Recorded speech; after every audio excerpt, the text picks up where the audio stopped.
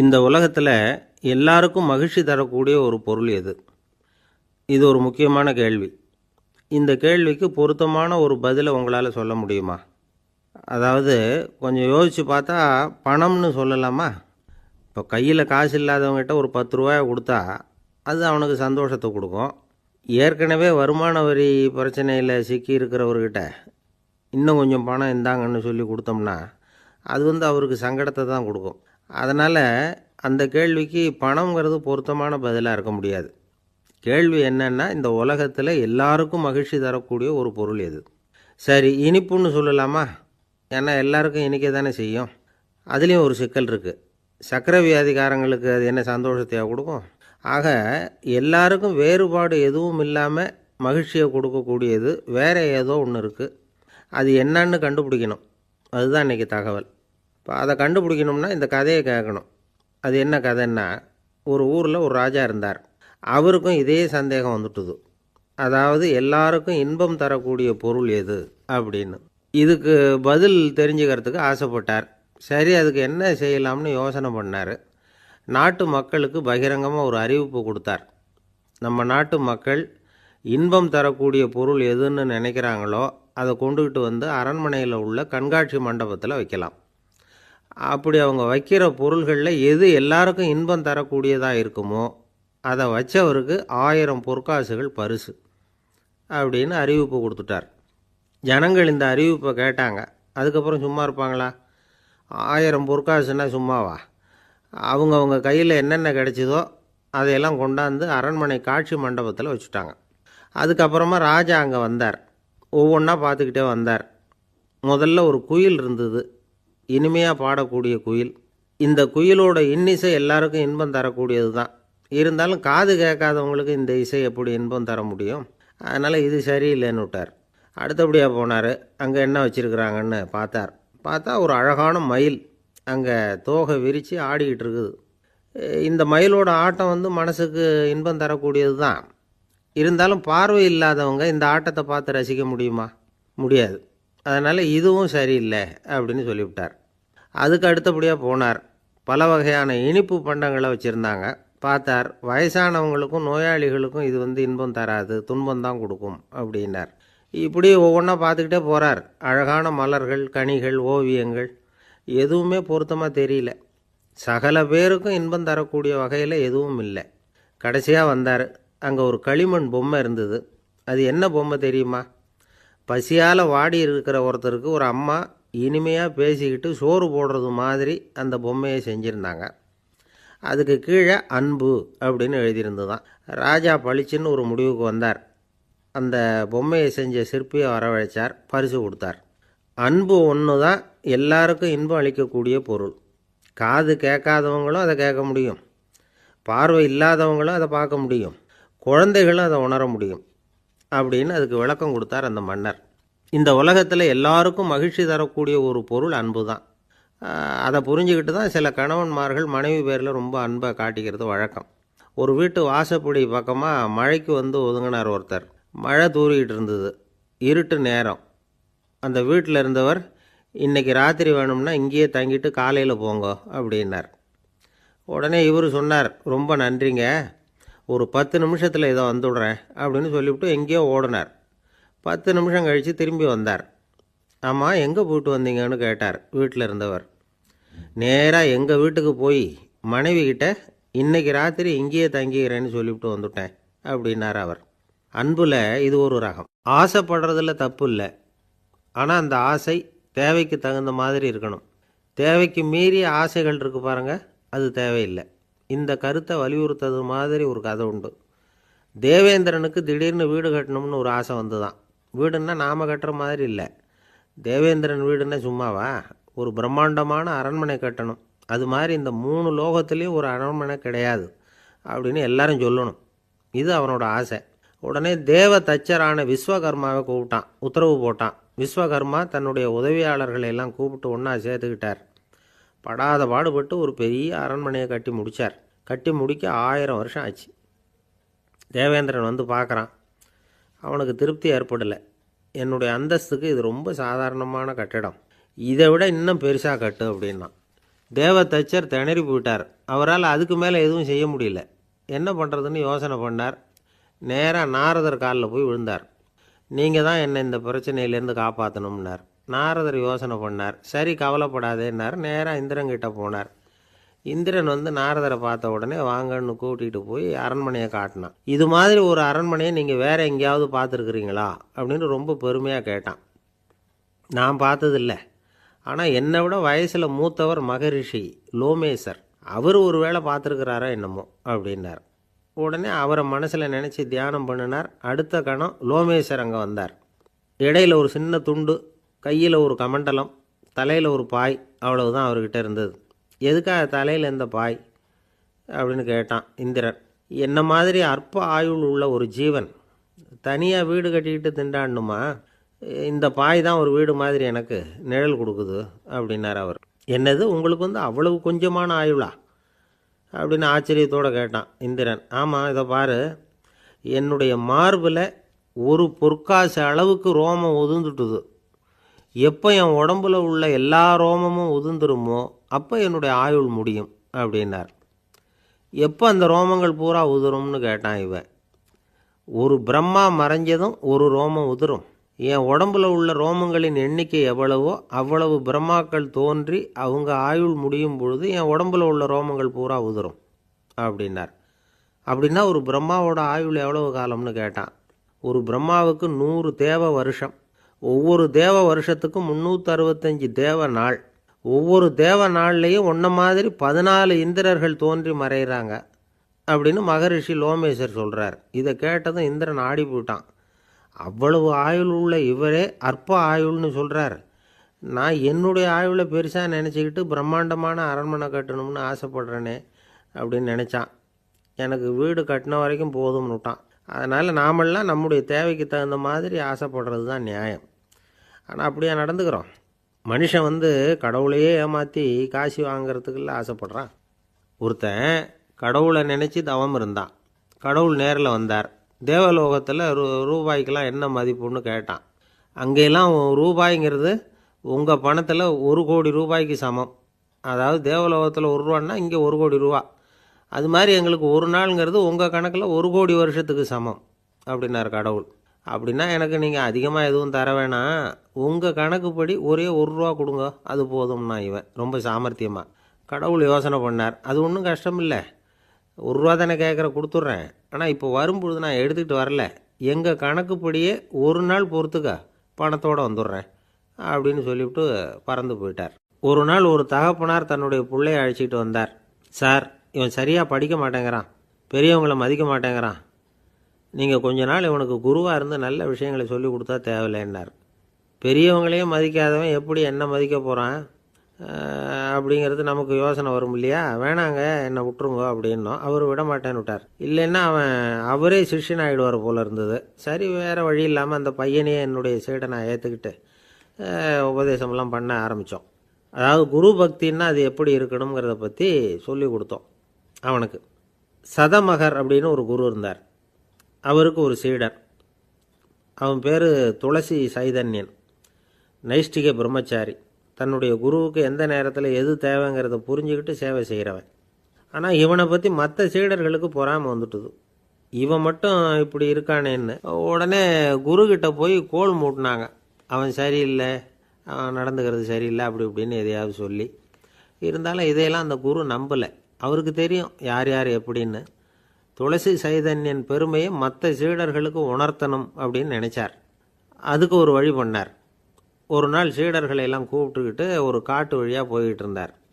அங்கே ஒரு பெரிய மலை அருவி கொட்டிக்கிட்டு இருந்தது. குரு சீடர்கள் பக்கம் திரும்பினார்.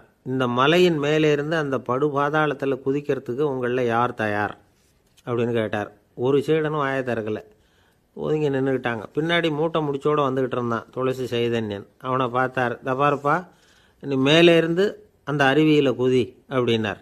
அப்படியே செய்கிறேன் சுவாமின்னா ஓடி போய் பொத்துன்னு குதிச்சுட்டான். அடுத்த கணமே குருநாதர் தன்னுடைய யோக சக்தியால் பறந்து போய் அவன் கீழே விழுந்துடாமல் தாங்கி பிடிச்சி கொண்டுக்கிட்டு வந்துட்டார். மற்ற சீடர்களுக்கெல்லாம் ஒரு மாதிரி ஆயிட்டுது.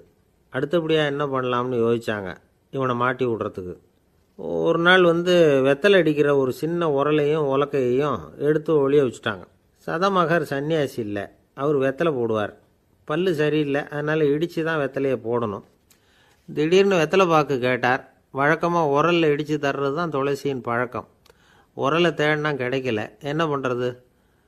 குரு கேட்டுவிட்டாரே, குரு சேவை தானே முக்கியம். என்ன பண்ணால் வெத்தலை பாக்க தன்னுடைய வாயில் போட்டு முன்னு அதை எடுத்து அவர்கிட்ட கொடுத்துட்டான். குரு எதையோ படிச்சுக்கிட்டே அதை வாங்கி வாயில் போட்டுக்கிட்டார். துளசி இன்றைக்கி தாம்பூலம் நல்லா இடிக்கப்பட்டிருக்கு, ருசியாக வேறு இருக்குது, அதை இடித்த பாத்திரத்தை என் கண்ணால் பார்க்கணும்னு ஆசையாக இருக்குன்னு விட்டார். அதை மட்டும் அனுப்பி போய் நீ வர வேண்டான்னு வேற சொல்லிவிட்டார். இதை கேட்டதும் துளசி தவிச்சு போயிட்டான். இவன் போகாமல் எப்படி வாயை மட்டும் அனுப்பி வைக்க முடியும்? இவன் தவிக்கிறத பார்த்ததும் மற்ற சீடர்களுக்கெல்லாம் மனசுக்குள்ளே ரொம்ப சந்தோஷம். துளசி கொஞ்சமும் யோசிக்கலை, வாழை எடுத்தான், தன்னுடைய தலையவே அப்படியே அறுத்து வெட்டி எடுத்தான். இன்னொரு சீடங்கிட்ட கொடுத்துட்டான், எடுத்துகிட்டு போன்னு சொல்லி கொண்டுட்டு போய் குரு முன்னாடி வைக்கிறாங்க. அந்த தலையில் வாய் திறந்துருக்கு, வெத்தலை போட்டு முன்னு இருந்தது, தெரிஞ்சு போச்சு, சிவப்பாக இருந்தது. அவனுடைய குரு பக்தியை இப்போ எல்லாரும் ஒத்துக்கிட்டாங்க. அதுக்கப்புறம் குரு சதமகர் தன்னுடைய அற்புத திறமையினால் அந்த தலையை மறுபடியும் ஒட்ட வச்சுட்டார். துளசிக்கு உயிர் வந்துட்டுது. இப்படி ஒரு பெரிய கதை உண்டு. அதாவது துளசி சைதன்யன் அவனுடைய குரு பக்தி எப்படி அப்படின்னு கேட்டோம். ரொம்ப அபாரம் அப்படின்னு அந்த பையன் அடக்கமாக, சும்மா விளையாட்டுக்காக தான் அப்படி அவங்ககிட்ட கேட்டோம். ஏன்பா உன்னுடைய குரு பக்தியை என்கிட்ட காட்டுறதுக்கு உன்னோட கழுத்தை நீயே அறுக்கணும்னு நான் சொன்னால் அதை நீ செய்வியா அப்படின்னு கேட்டோம். என்னுடைய கழுத்தை நானே அறுக்க வேண்டிய அவசியம் இல்லை சார் அப்படின்னா அவன். ஏண்டான்னு, அதே காரியத்தை தான் இனிமேல் நீங்கள் தினமும் செய்ய போகிறீங்களே சார் அப்படிங்கிறான். ஒருத்தர் ரொம்பவும் மகிழ்ச்சியாக வந்துக்கிட்டு இருந்தார். என்ன விஷயம்னு விசாரித்தேன். நான் தோற்று போயிட்டேன், அதுதான் மனசுக்கு மகிழ்ச்சியாக இருக்குது அப்படின்னார். எனக்கு இது ரொம்ப ஆச்சரியமாக போச்சு. இந்த உலகத்தில் தோற்று போகிறவங்க யாரும் மகிழ்ச்சியாக இருக்கிறது இல்லை. அப்படி இருக்கிறப்ப இவர் இப்படி சொல்கிறாரே, எங்கே தோற்று போனீங்கன்னு கேட்டேன். அதுக்கப்புறம் தான் அவர் விவரமாக சொன்னார். என்னோட 5 வயசு குழந்தையோடு நான் விளையாடிக்கிட்டு இருந்தேன். அந்த விளையாட்டில் என் குழந்தை ஜெயிச்சுட்டுது, நான் தோற்று போயிட்டேன் அப்படின்னார் ரொம்ப உற்சாகமாக. நான் யோசித்து பார்த்தேன். அதாவது நாம் சின்ன குழந்தையாக இருக்கிறப்போ எந்த விளையாட்டில் கலந்துக்கிட்டாலும் அதில் நாம் தான் ஜெயிக்கணும்னு ஒரு வெறி நமக்குள்ளே இருக்கும். நம்மளை எதிர்த்து விளையாடுறவர் நல்லவரா கெட்டவரா, பெரியவரா சின்னவரா அப்படிங்கிறதெல்லாம் முக்கியம் கிடையாது. அவர் தோற்று போகணும், நாம் ஜெயிக்கணும், அதுதான் முக்கியம். எதிரியை சந்தோஷப்படுத்த விளையாடுகிற கலை அப்போ நமக்கு தெரியறதில்ல. வாழ்க்கையில் ஒரு பக்குவம் வந்ததுக்கு அப்புறம் வெற்றி பெறணுங்கிற மன அழுத்தம் போயிடுது. போட்டியில் ஜெயிக்கணுங்கிறத விட குழந்தையை சந்தோஷப்படுத்தணுங்கிறது முக்கியமாக போச்சு. ஜெயிக்கணுங்கிற வெறி ஓடி போட்டுது. ஒரு குழந்தையாக இருந்தப்போ நம்ம வளர்ச்சிக்கு உதவிய வெறி பெரியவனானதுக்கு பிறகு நமக்கு எதிரியாக மாறுது. அதை சரியான சமயத்தில் நாம் புரிஞ்சுக்கிட்டோம்னா போதும், நாம் பொழைச்சிக்கலாம். ஒவ்வொரு மனுஷனுமே வாழ்க்கையோட அடுத்த கட்ட வளர்ச்சியில் அடி எடுத்து வைக்கிற நேரத்தில் தன்கிட்ட இருந்து ஏதோ ஒரு குணத்தை அல்லது தன் குணம் இருந்த ஏதோ ஒரு உறவை நாம் இழக்கத்தான் வேண்டியிருக்குது. ஒரு கட்டம் வரைக்கும் உதவியாக இருந்த குணம் அடுத்த கட்டத்துக்கு தடையாக கூட மாறிடலாம். இந்த பரிமாண மாற்றத்துக்கு உள்ளாகிற ஒவ்வொருத்தரும் பிரத்யட்சமாக இதை உணர்றாங்க. ஆனால் பல பேர் எப்படின்னா பழசை திறந்துவிட்டு புதிய கொள்கைகளை உருவாக்கிக்கிறதுக்கு இஷ்டம் இல்லாமல் இருந்துவிடுறாங்க, அல்லது அப்படி செய்ய முடியாமல் தவிக்கிறாங்க. இதையெல்லாம் மீறி அந்த பழசை திறந்துவிட்டா அதை இழந்ததால் உண்டாகிற மன அழுத்தம் சில காலத்துக்கு வருத்திக்கிட்டு தான் இருக்கும், வேறு வழி இல்லை. ஆரோக்கியமான ஒரு முன்னேற்றத்துக்காக அந்த மன அழுத்தத்தை தாங்கிக்கத்தான் வேணும் அப்படிங்கிறாரு அந்த உலக புகழ்பெற்ற மேதை ஒருத்தர், இந்த ஸ்காட் பெக் அப்படிங்கிறவர். பிறந்த நாள் முதல் இதுதான் சரி அப்படின்னு கற்பிக்கப்பட்டு வந்த ஒவ்வொரு தத்துவத்தையும் தங்களுடைய வளர்ச்சிக்கு தகுந்த மாதிரி மாற்றி அர்த்தப்படுத்தி கொள்ள முடியாமல் வாழ்க்கை சூழலில் அப்படியே அரைப்பட்டு தூளாகிறவர்கள் தான் ரொம்ப தவிக்கிறாங்களாம். இதுதான் அவருடைய கருத்து. பெரும்பாலும் மனிதர்களுடைய நடுத்தர வயசில், அதாவது 30 தாண்டுகிற சமயத்தில் தான் இந்த தவிப்பு உண்டாகுதான். இதை தான் மேற்கத்திய நாடுகளில் அடிக்கடி மிட் லைஃப் கிரைசிஸ் அப்படின்னு சொல்கிறாங்க. அப்பப்போ பழசையெல்லாம் தொலைச்சி விட்டு புதுசாக பிறக்கிறதுக்கு கற்றுக்கணும். ஒவ்வொரு நிமிஷத்தையும் அந்த நிமிஷத்துக்கு ஏற்ற சித்தாந்தம் கொண்டவர்களாக சந்திப்போம் அப்படிங்கிறார் அந்த உளவியல் நிபுணர். இப்படி பழகிக்கிட்டால் வாழ்க்கை இன்பமயம், இல்லைன்னா தவிப்பு மயம்தான். பழசை தொலைக்க முடியாதவர்களில் எத்தனையோ பேர் உண்டு, எத்தனையோ ரகம் உண்டு. அதில் வேடிக்கையான நண்பர்களும் உண்டு. ஒருத்தர் நண்பர் வீட்டுக்கு போனார். அவர் ஏதோ இனிப்பு பலகாரம் கொடுத்து சாப்பிட சொல்லியிருக்கிறாங்க அவங்க வீட்டில். இவர் சாப்பிட்டு பார்த்துட்டு சொன்னாராம், சார் 6 மாதத்துக்கு முன்னாடி ஒரு தடவை இங்கே வந்தேன், அப்போது ஒரு இனிப்பு பலகாரம் கொடுத்தீங்க, அது இதை விட நல்லா இருந்தது சார் அப்படின்னாராம். அப்போ செஞ்ச அதே இனிப்பு பலகாரம் தான் சார் இதுவும் அப்படின்னாராம் அவர். இயேசுநாதர்கிட்ட ஒருத்தர் கேட்டாராம், இயேசுவே என்னை எவ்வளவு நேசிக்கிறீர்கள் அப்படின்னு. அவர் தன்னுடைய 2 கைகளையும் அகல விரித்து இவ்வளவு என்று சொல்லி சிலுவையில் உயிர் நீத்தார் அப்படின்னு சொல்லுவாங்க. அதாவது அந்த நேசிப்புக்கு எல்லை கிடையாது, அதே போல் மன்னிப்புக்கும் எல்லை கிடையாது. இது இயேசுநாதர் சொல்லி கொடுத்த ஒரு பாடம். இயேசுனுடைய சீடர்களில் ஒருத்தன் பீட்டர், அவன் ஒரு நாள் இயேசுநாதர்கிட்ட கேட்டிருக்கான், இயேசுவே நான் என்னுடைய தம்பிக்கிட்ட அடிக்கடி சண்டை போட்டுக்கிட்டு இருக்கிறேன், என்னுடைய சகோதரன் கூட, அவனை நான் எத்தனை தடவை மன்னிக்கிறது? ஏற்கனவே 7 தடவை அவனை மன்னிச்சுட்டேன் அப்படின்னு சொல்லியிருக்கிறான். அப்போது இயேசு சொன்னாராம், மன்னிக்கிறதுக்கு எத்தனை தடவைங்கிற கணக்கெல்லாம் கிடையாது, எத்தனை தடவை உன்னுடைய சகோதரன் உன்னை கோபப்படுத்துகிறானோ அத்தனை தடவை நீ மன்னிக்கிறதுக்கும் தயாராக இருக்கணும், அதுதான் அப்படின்னு சொன்னாராம். அப்போ இவனுக்கு ஒன்றும் புரியல, இது என்ன அவன் தப்பு பண்ணிக்கிட்டே இருப்பான், நாம் மன்னிச்சுக்கிட்டே இருக்கிறதா அப்படிங்கிறது மாதிரி குழப்பமாக இருந்திருக்கிறான். அப்போது இயேசுநாதர் தன்னுடைய சீடன் பீட்டர்கிட்ட ஒரு கதை சொன்னாராம். அந்த கதை இன்றைக்கு நாம் எல்லாரும் சிந்தித்து பார்க்க வேண்டிய ஒரு கதை. அதாவது மன்னிப்பை விரும்புகிறவர்கள் மன்னிக்கவும் தயாராக இருக்க வேண்டும் அப்படிங்கிறது தான் அந்த கதையினுடைய தத்துவம். அந்த இயேசுநாதர் சொன்ன கதை என்னென்னா, ஒரு மன்னர் இருந்தார். அவர் ஒரு நாள் அரண்மனையில் உட்காந்து கணக்கு வழக்குகள்லாம் பார்த்துக்கிட்டு இருந்தார். நம்ம அரண்மனையிலேருந்து யார் யார் அரசாங்க கடன் வாங்கியிருக்கிறாங்க, யார் யார் திருப்பி செலுத்தியிருக்கிறாங்க அப்படிங்கிற விவரத்தையெல்லாம் பார்த்துக்கிட்டு இருந்தார். அப்போ தான் புரிஞ்சுது, அந்த அரண்மனையில் வேலை செய்கிற ஒருத்தனே அரசாங்க கடன் வாங்கியிருக்கிறான். எவ்வளவு? 10,000 பொற்காசுகள் வாங்கியிருக்கான் கடன். இந்த 10,000 பொற்காசுகளை திருப்பி செலுத்தலை அரசாங்கத்துக்கு. இது மன்னர் கவனத்துக்கு வந்தது. உடனே நம்ம அரண்மனையில் இருக்கிறவனே அரசு கடன் வாங்கி திருப்பி செலுத்தாமல் இருக்கான், அவனை கூப்பிட்டு வாங்கன்னு சொல்லி கூப்பிட்டுட்டு வந்தாங்களாம். விசாரிச்சிருக்கிறாங்க, என்னப்பா நீ எவ்வளோ ஒன்று? ஆமாங்க 10,000 பொற்காசுகள் வாங்கியிருக்கிறேன், இன்னும் திருப்பி கட்டலைன்றிருக்கான். உடனே அவர் மன்னர் சொல்லியிருக்கிறார், நம்ம சட்டத்திட்டப்படி நீ உடனே பணத்தை திருப்பி கட்டிடு, அப்படி உன்னால் கட்ட முடியலன்னா உன்னுடைய வீடு வாசல் சொத்து சுகம் எல்லாத்தையும் விற்று அந்த பணத்தை அரசு கருவூலத்தில் சேர்த்துக்கிறதுக்கு நானே ஏற்பாடு பண்ணிடுறேன் அப்படின்னு அந்த மன்னர் சொன்னாராம். இவன் அப்படியே அதிர்ச்சி ஆகிட்டான், அப்படியே பொத்துன்னு காலில் விழுந்தானா, மன்னா என்னை மன்னிச்சுங்க, என்னால் முடியல, எனக்கு மன்னிப்பு கொடுங்க அப்படின்ட்டுருக்கான். உடனே அவர் எழுந்திரிச்சு, சரி நீ மன்னிப்பு கேட்டுவிட்ட, அதனால் உன்னை மன்னிக்கிறேன், நீ பணம் கட்ட வேண்டாம் அப்படின்னு சொல்லி அந்த மன்னர் அவனை விட்டுட்டாராம். பணத்தையும் தள்ளுபடி போட்டார், நீ திருப்பி கட்ட வேண்டான்னு. இவனுக்கு ரொம்ப மகிழ்ச்சி, அதனால் ரொம்ப உல்லாசமாக வந்துகிட்டு இருக்கிறான். தெருவில் வந்துக்கிட்டு இருக்கிறப்ப இவங்கிட்ட கடன் வாங்கின ஒருத்தன் எதுக்கு வந்துக்கிட்டு இருக்கான். அவன் இவங்கிட்ட ஒரு 100 பொற்காசுகள் கடன் வாங்கியிருக்கான். அவன் வந்தான், இவன் போய் அவன் சாட்டையை பிடிச்சிக்கிட்டான், நீ எப்படா என் கடனை திருப்பி கொடுக்க போகிறேன்னு. அவன் இப்போ முடியல, கொஞ்சம் பொறுத்துக்கா, அப்புறம் தரேன் இருக்கான். அதெல்லாம் முடியாது, நீ கொடுத்து தான் ஆகணும் அப்படின்னு இவன் புடிவமாக சொல்கிறான். இப்போ நிலைமையை பாருங்கள், இவன் ஏற்கனவே 10,000 பொற்காசுகள் அரசாங்கத்தில் கடன் வாங்கினா அதுக்கு மன்னிச்சு விட்டுட்டார் இவனை. ஆனால் இவன் இன்னொருத்தனை மன்னிக்கிறதுக்கு தயாராக இல்லை. இவங்கிட்ட கடன் வாங்கின இன்னொருத்தன் 10 பொற்காசுகள், அவனை மன்னிக்க தயாராக இல்லை. அவனை கொண்டு போய் நீதிமன்றத்தில் கொண்டு போய் நிறுத்தி தண்டனை வாங்கி கொடுத்துட்டான். நீதிபதி என்ன சொன்னார், அந்த இவன் வாங்கின பொற்காசுகளை திருப்பி கட்டுற வரைக்கும் ஜெயிலில் இருக்கணுங்கிறது தீர்ப்பு. ஆனால் உடனே அரசர் காதில் விழுந்தது. சொல்லிட்டாங்க, உங்ககிட்ட மன்னிப்பு வாங்கிட்டு போனானே ஒருத்தன், அவன் இன்னொருத்தனை மன்னிக்கிறதுக்கு தயாராக இல்லை, அவனை கொண்டு போய் ஜெயிலில் அடைச்சிட்டான் அப்படின்னு. உடனே மன்னர் பார்த்தார், இவனை மறுபடியும் கூப்பிட்டு வர சொன்னார். தபாரப்பா, நான் உன்னை மன்னிச்சு விட்டேன், ஆனால் நீ இன்னொருத்தனை மன்னிக்கிறதுக்கு தயாராக இல்லை, அதனால் என்னுடைய தீர்ப்பையும் மாற்றுறேன், நீயும் அரசு கடன் தீர்ற வரைக்கும் ஜெயிலில் தான் இருக்கணும் அப்படின்னு சொல்லி ஜெயிலுக்கு அனுப்பிச்சிட்டாராம். இப்படி ஒரு கதையை இயேசுநாதர் தன்னுடைய சீடருக்கு சொன்னதாக ஒரு வரலாறு. அது என்ன, அதுலேருந்து நாம் புரிந்து கொள்ள வேண்டியதுன்னா, நாம் மன்னிக்கப்படணும்னு நாம் விரும்புகிறோம்னா நாம் இன்னொருத்தரை மன்னிக்கிறதுக்கு தயாராக இருக்கணும். அதனால் நாம் இன்னொருத்தரை யாரையும் மன்னிக்க மாட்டோம், ஆனால் என்ன இன்னொருத்தர் மன்னிக்கணும் அப்படிங்கிறது மாதிரி செய்யக்கூடாதுன்னு சொல்லுவாங்க. அது மாதிரி நாம் இப்போ இது தப்பாக புரிஞ்சுக்கிறவங்களும் இருக்கிறாங்க. பாவம் மன்னிப்புங்கிறதுலாம் எதுக்குன்னா, அதாவது மறுபடியும் பாவம் செய்யாமல் இருக்கிறதுக்காக தான். அதான் மன்னிக்கிறாரே அப்படிங்கிறதுக்காக மறுபடியும் பாவம் பண்ணிகிட்டு இருக்கிறது இல்லை. அதான் ஒருத்தர் கேட்டாராம், பாவத்திலேருந்து மன்னிப்பு கிடைக்கணும்னா நீ என்ன செய்யணும் அப்படின்னு கேட்டிருக்கார். அதுக்கு அவன் சொல்லியிருக்கிறான், நான் முதல்ல பாவம் செய்யணும், அப்போ தானே மன்னிப்பு கிடைக்கும் அப்படின்னு நானாம்.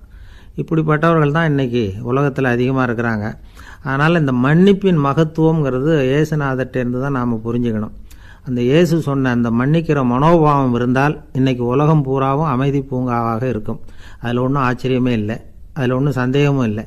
அதனால் மன்னிக்கிற மனோபாவத்தை நாம் எல்லாரும் நமக்குள்ளே வளர்த்து கொள்ள வேண்டும் அப்படிங்கிறது தான் நாம் இன்றைக்கு எல்லோரும் சிந்தித்து பார்க்க வேண்டிய ஒரு செய்தி. ஒரு வயசான அம்மா தெரு வழியாக போயிட்டு இருந்தாங்க. அவங்க கையில் எண்ணத்தையோ வச்சுக்கிட்டு அதை அடிக்கடி பார்த்துக்கிட்டே இருந்தாங்க. ஒருத்தன் மெதுவாக அவங்கக்கிட்ட போய் கையில் இருக்கிறது என்ன அப்படின்னு எட்டி பார்த்தா அவங்க கையில் 4 பல் இருந்துதான். இவன் ஆச்சரியமாக அந்த அம்மாவை பார்த்தான். ஏம்மா உனக்கு என்ன பைத்தியமா, ஏது இந்த பல், இதை என்னத்துக்காக கையில் வச்சுக்கிட்டு அலைஞ்சிக்கிட்டு இருக்கிற அப்படின்னு கேட்டிருக்கான். அதுக்கு அந்த அம்மா விவரம் சொல்ல ஆரம்பித்தாங்களாம். இதை பாருப்பா, எனக்கு ஒரு மகன் இருந்தான், அவனை ரொம்ப செல்லமாக வளர்த்தேன். அவனை தரையிலேயே நடக்க விடுறதில்ல, எப்பவும் தூக்கி வச்சுக்கிட்டு இருப்பேன். அவன் நல்லா பெரியவனாகி பள்ளிக்கூடம் போகிறப்ப கூட அவன் புஸ்தக மூட்டையை நான் தான் சுமந்துக்கிட்டு போவேன். பார்க்குறவங்க கூட கேலி பண்ணுவாங்க, ஏம்மா படிக்க போகிறது நீயா உன் பிள்ளையான்னு கேட்பாங்க. அவன் இன்றைக்கி எவ்வளவோ பெரிய மனுஷன் ஆகிட்டான், வெளிநாட்டில் பெரிய உத்தியோகத்தில் இருக்கான். சமீபத்தில் இங்கே வந்துட்டு போனான். ஒரு நாள் ஏதோ கோபத்தில் என்னை அரைஞ்சுட்டான். அப்போ இந்த 4 பல்லும் கீழே விழுந்துட்டுது. இன்னமும் கூட விழுந்திருக்கும், ஆனால் பல்லு தான் இல்லை. என் புள்ள அரைஞ்சதுனால விழுந்த பல்லு இல்லையா அது. அதனால் இதை எப்பவும் என் கையிலேயே வச்சுக்கிட்டு ஆசையோடு பார்த்துக்கிட்டு இருக்கிறேன். அவன் தான் வெளிநாட்டுக்கு போட்டான், அவனை பார்க்க முடியாத ஏக்கத்தை நான் இந்த பல்லை பார்த்து போக்கிக்கிறேன் அப்படின்னு நாங்களாம் அந்த அம்மா. இந்த கதை எதுக்காகன்னா, தாய் அன்பு அப்படிங்கிறது எப்படிப்பட்டதுங்கிறத புரிஞ்சுக்கிறதுக்காக. கல்யாணம் ஆனதுக்கப்புறம் தாயை மறந்து விடுறவங்க எத்தனை பேர் இந்த உலகத்தில்? அவங்க காதில் விழணுங்கிறதுக்காக தான் இந்த தகவல். ஆனால் ஒரு விஷயம் மட்டும் நல்லா புரிஞ்சுக்கணும், தாயை மதிக்க தெரிஞ்சவங்க தான் இன்றைக்கி வாழ்க்கையில் எல்லா விதத்துலேயும் முன்னுக்கு வந்திருக்கிறாங்க. வேணும்னா விசாரித்து பார்த்துக்குங்க. இன்னொரு அம்மா இருந்தாங்க. அவங்க தினமும் ஒரு கோயிலுக்கு வருவாங்க. சாமியை பார்த்து, கடவுளே நான் இறந்து போனால் நரகத்துக்கு போகணும் அப்படின்னு வேண்டிக்குவாங்களாம். எல்லோரும் சொர்க்கத்துக்கு போகணும்னு தானே கடவுள்கிட்ட வேண்டிக்குவாங்க. இந்த அம்மா தினம் நான் நரகத்துக்கு போகணும் அப்படின்னு வேண்டிக்கிறாங்க. அங்கே இருந்த அர்ச்சகருக்கு இது சந்தேகம். ஒரு நாள் அதை நேரடியாகவே அவங்கக்கிட்ட கேட்டுவிட்டார். அதுக்கு அந்த அம்மா பதில் சொன்னாங்களாம், ஐயா எனக்கு கல்யாணம் ஆகி ரொம்ப நாள் வரைக்கும் குழந்தை பாக்கியம் இல்லாமல் இருந்தது. கோயில் குளம் எல்லாம் சுற்றி வந்தேன். ரொம்ப நாள் கழித்து ஒரு குழந்தை பிறந்தது, ஆண் குழந்தை. அவனை நான் ரொம்ப செல்லம் கொடுத்து வளர்த்தேன். அதோட விளைவு என்ன ஆச்சுன்னா, அவன் ரொம்ப மோசமாக ஆயிட்டான். கெட்ட பழக்க வழக்கம்லாம் கற்றுக்கிட்டான். அவன் இறந்து போனால் நிச்சயம் அவனுக்கு நரகம்தான் கிடைக்கும். அந்த அளவுக்கு கெட்டவன் அவன். அப்படிப்பட்ட காரியங்கள்லாம் பண்ணிகிட்ருக்கான், எனக்கு தெரியும். இவனுக்காக நரகத்தில் கூட யாரும் தயவு காட்ட மாட்டாங்க, தாட்சண்யம் காட்ட மாட்டாங்க.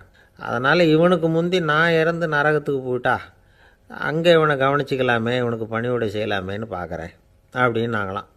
அதனால தான் நான் நரகத்துக்கு போகணும்னு தினம் ஆண்டவனை வேண்டிகிட்டு இருக்கிறேன் அப்படின்னு கண்கலங்கி அந்த அம்மா சொன்னாங்களாம்.